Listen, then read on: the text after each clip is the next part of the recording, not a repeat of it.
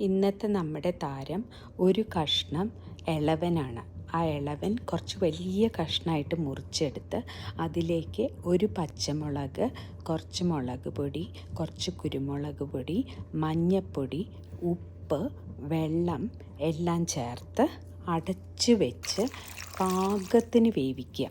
കഷ്ണങ്ങൾ ഉടഞ്ഞു പോകാൻ പാടില്ല. പാകത്തിന് വേവിക്കുക.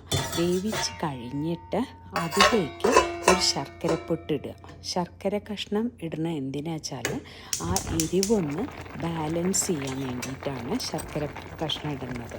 എന്നിട്ട് അതിലേക്ക് വേണ്ട ഉലുവ വറുത്ത് പൊടിച്ച് വയ്ക്കുക. ഇങ്ങനെ വേവിച്ച് കഴിഞ്ഞ കഷ്ണത്തിലേക്ക് തൈര് ചേർത്ത് സ്റ്റൗ ഓഫ് ചെയ്യണം കേട്ടോ.